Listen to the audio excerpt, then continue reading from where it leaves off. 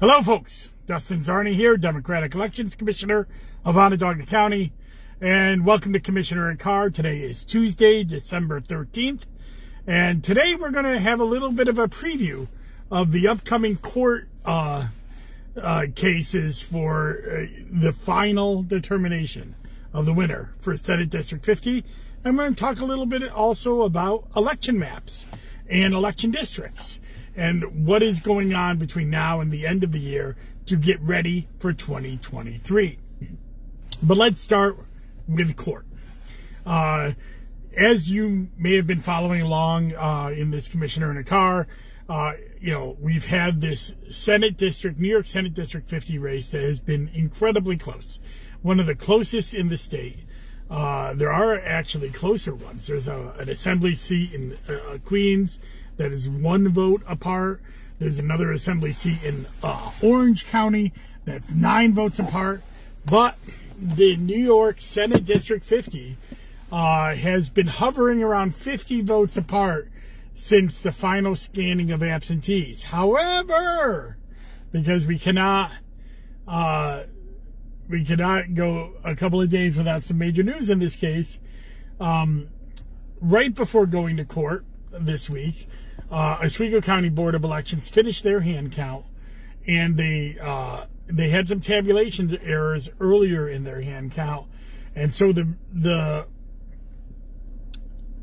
final number going into court tomorrow is Mannion is up by 23 votes after the hand counts in Onondaga County and Oswego County. It was 47 last week. It's now down to 23. Most of that is due to some tabulation errors that the Oswego County Board had. And I'm not going to talk too much about that because I don't know that much about that. I just know what was in the court paperwork that was filed because I'm a party to that. Oswego County will explain that in court. I don't believe there's anything nefarious there. I think it was just a simple, it's really hard to hand count ballots. It's really hard to do that in an environment where you're also finishing up another election. My caucus and the Republican caucus of the New York State Elections Commissioners Association, we believe that there will be a fix to that next year. We're going to put some effort into getting the legislature to make some changes. I'll talk about that more in January when that becomes official. But right now, there's a 23 vote lead for John Mannion and going into court tomorrow. So why are we going into court? If we've already done the hand count, why are we just not finished? Well, that's because there are 180 ballots that have been objected to by either the Republicans or the Democrats. Now, 2/3 of those objections, maybe even more than that, are objected to by the Republicans, and another handful, or about a quarter, are objected to by Democrats, and there's a handful of ballots that are objected to by both. Those ballots will be on display tomorrow in front of Judge Del Conte in the Onondaga County Courthouse. They are going to, and then what has happened with most of these ballots, the commissioners have agreed to count them already. So they're already part of our count. There's a handful of about, maybe less than a dozen ballots that the commissioners in both county parties have thrown out already, and they're not part of the count. We've already agreed with the objections that those ballots are not being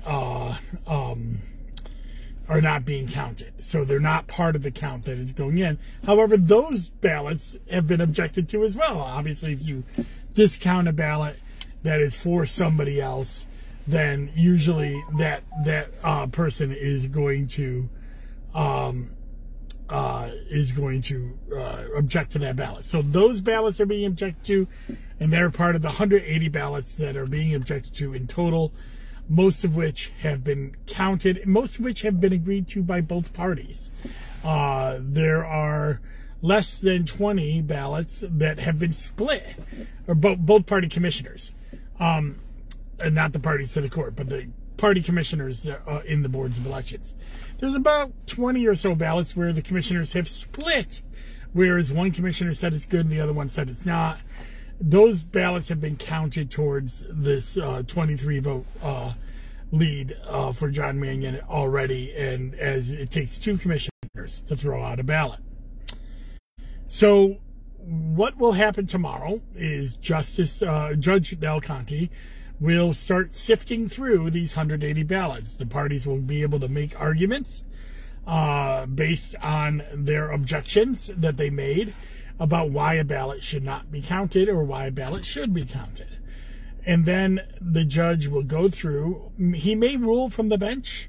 He may reserve on some ballots and rule later on.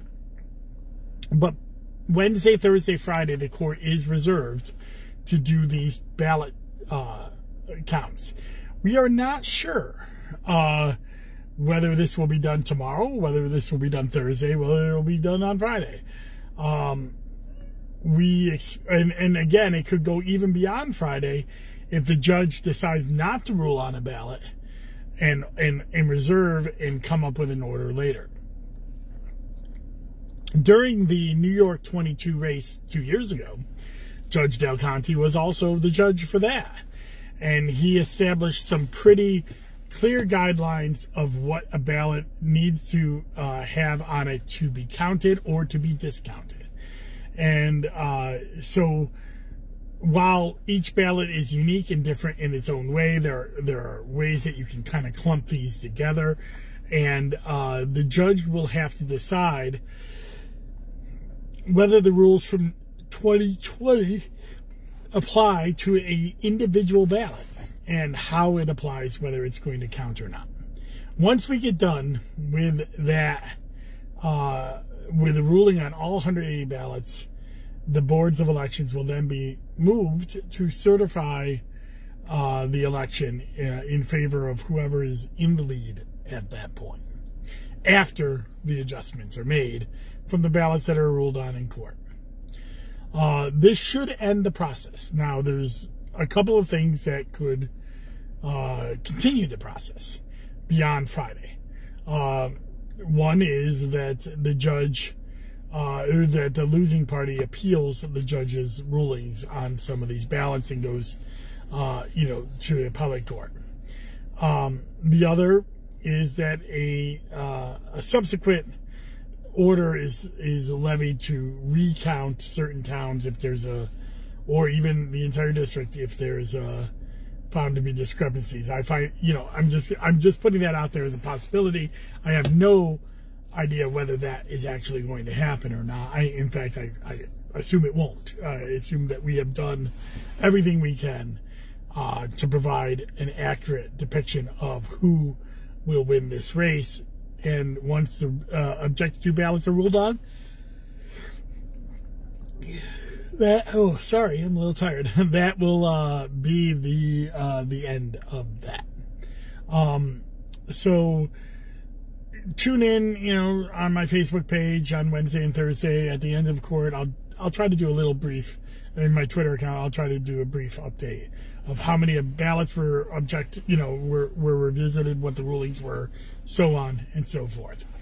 So and then we should have a decision on ST50, and we can finally turn the page on 2022 sometime before the end of this week. Sorry, I'm a little tired. I guess I'm yawning here. So sorry about that. I did actually have a wonderful weekend and time off. I should not be this tired. And I don't think I am. I'm just yawning.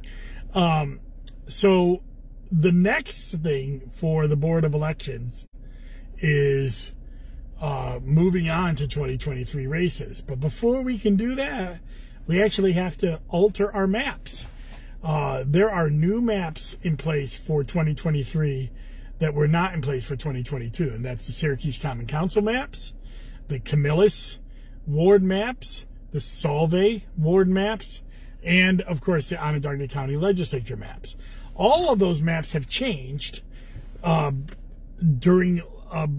since the last local election in 2021, But we could not make the changes to our maps because in 2022, if a vacancy had come open, like we had with the 5th Common Council district and Jimmy Monto, we had to be able to have a map that run on the old district. So now we have new districts, and we're going to be running on the new districts in 2023.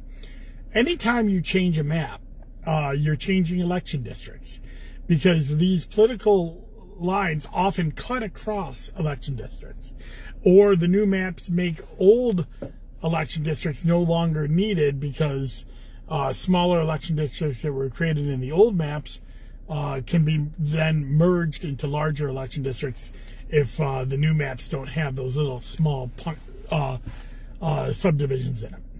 So one of the things that, you know, has happened is we've been able to reduce some small little election districts throughout the city that are no longer needed, but we're also going to have to create others because they're needed in other areas of the city, because anybody in an election district must be able to vote for the same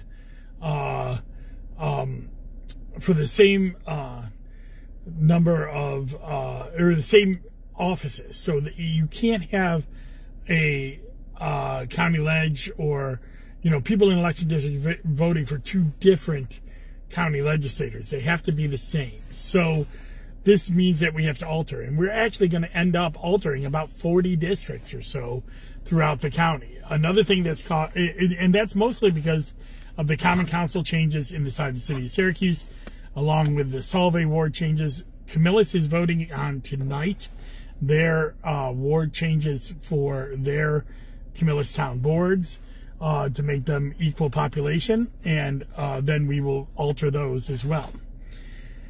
A few other things that caused us to alter election districts are the villages. Villages over the last 10 years have actually annexed portions of property.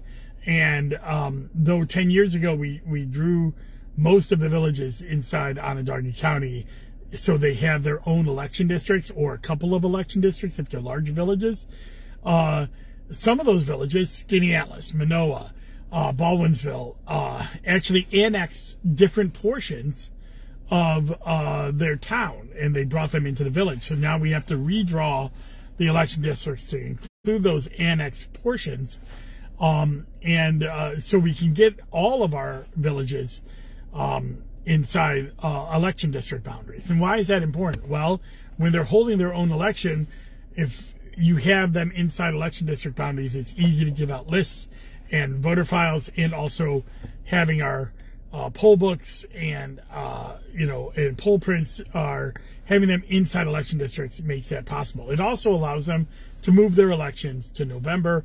5 villages have already done so.